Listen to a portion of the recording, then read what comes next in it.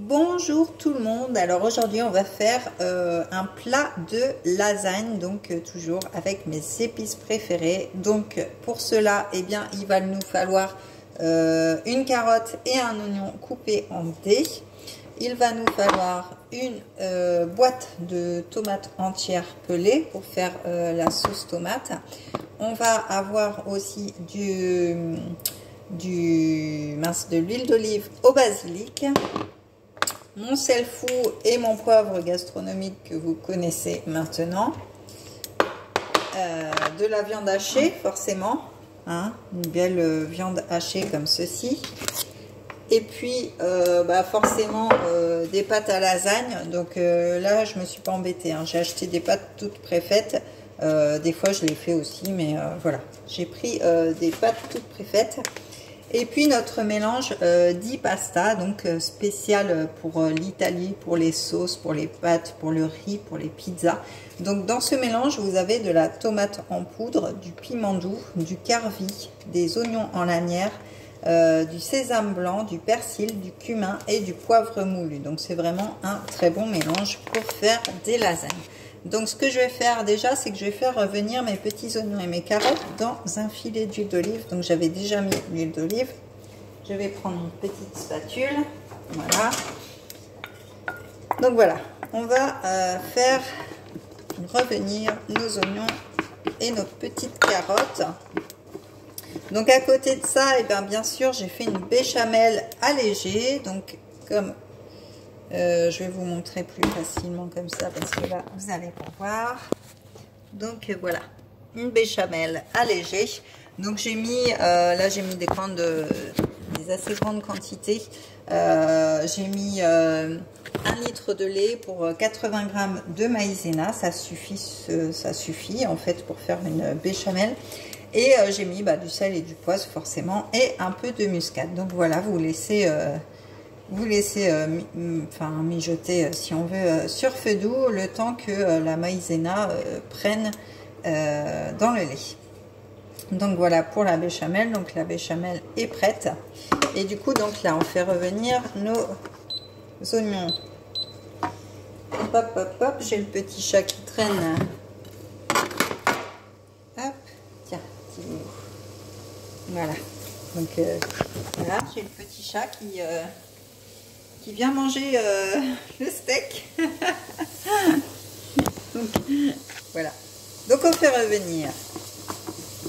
Voilà, alors vous pouvez mettre du sel et du poivre, après moi je préfère en mettre à la fin pour rectifier l'assaisonnement, parce que comme dans notre mélange di pasta il y a déjà du poivre et plein d'épices, je pense que cela va suffire.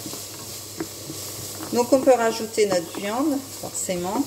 Donc alors moi je prends carrément mes mains et je la répartis dans la poêle. Voilà, j'aime bien patrouiller la nourriture.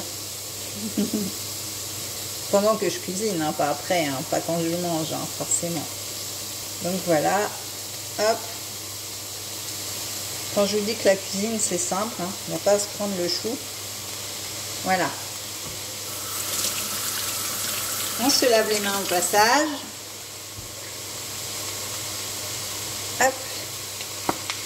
Alors voilà, donc on va faire revenir tout ceci.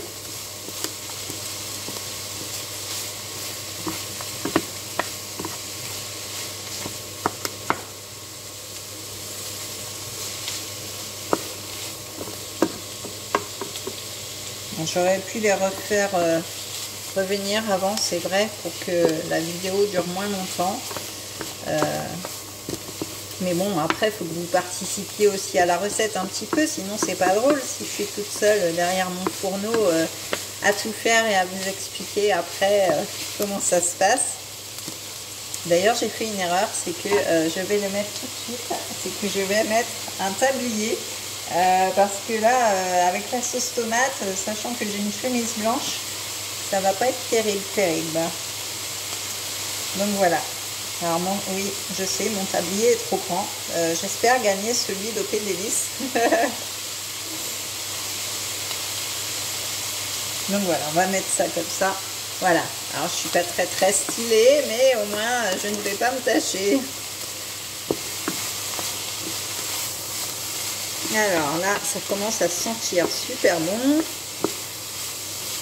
Et j'ai pas encore mis après, à part mon huile d'olive au basilic, je n'ai rien mis d'autre pour l'instant. Donc là, ce que je vais faire, eh ben, je vais venir saupoudrer de l'épice di pasta. Alors c'est un mélange parce qu'il faut savoir que chez OP d'Épices, c'est bien, c'est un créateur de saveurs. Donc nos mélanges sont faits sur place là-bas à l'usine. Donc voilà. Alors si vous voulez commander, eh bien je vous enverrai le lien. Il y a vraiment plein d'épices, il y a plein de saveurs à déguster. C'est vraiment un bonheur. Ça sent super bon. Alors on va saupoudrer ça. Alors il ne faut pas en mettre non plus des tonnes, hein. Voilà. Ça devrait suffire. Ça sent bon en tout cas. Vous ne pouvez pas sentir, c'est dommage. Peut-être que dans le futur, il y aura des vidéos où vous pourrez sentir. Parce qu'on invente tellement de choses en ce moment que on ne sait pas, hein, c'est possible. Donc voilà, donc, oh là là, ça sent super bon là. On se croirait vraiment en Italie. Donc voilà, là c'est pas mal et je vais rajouter du coup mes tomates pelées pour vraiment finir de faire la sauce tomate. Voilà. Hop là. Heureusement que j'ai mis mon tablier. Hein. Donc voilà.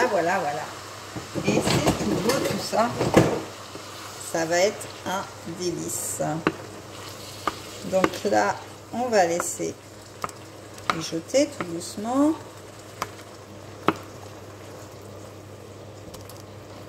Voilà.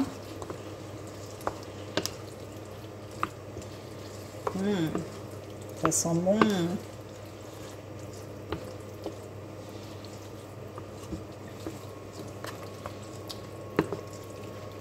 J'essaye de faire doucement quand même pour pas m'éclabousser. Hein. Alors vous voyez, ouais c'est bien, vous voyez au moins. Pas totalement, mais un petit peu. Donc voilà, ça fait un très bon mélange. Donc on va laisser mijoter un petit peu. Comme ça, tout va prendre goût, saveur, etc. Alors j'aurais bien coupé mes tomates un petit peu parce que je trouve que là, ça fait un petit peu grossier. Hop. Voilà. On va les couper. Bon, ça se coupe tout seul, hein, parce que c'est des tomates en boîte. Voilà, alors vous pouvez faire aussi votre sauce tomate en maison, bien sûr. Moi, je n'en fais pas parce que la tomate me donne des aigreurs d'estomac, donc j'évite d'en faire de trop. Donc voilà, j'en achète quand j'en ai besoin, mais c'est très rare. Donc voilà. Hop, et bien, c'est tout beau tout ça. Donc voilà ce que ça donne, hein, comme vous voyez. Ça sent trop bon. Ma petite béchamel qui est ici. Donc que l'on va remuer et ensuite eh bien tout simplement on va passer au montage. Donc en fait les feuilles de lasagne, moi ce que je fais c'est que je les passe sous l'eau et après je les mets tout simplement dans le plat et du coup je monte une couche de pâte, une couche de sauce tomate, une couche de pâte, une couche de béchamel, etc. et sur le dessus eh bien je vais rajouter du gruyère tout simplement et le passer 40-45 minutes à four chaud à 180 degrés. Donc voilà, en tout cas j'espère que cette recette vous aura plu. Je vous mettrai la photo en vignette, vous allez la voir de toute façon. Pensez à vous abonner à ma chaîne pour voir d'autres vidéos. Pensez à activer la petite cloche pour les voir en direct dès qu'elles arrivent.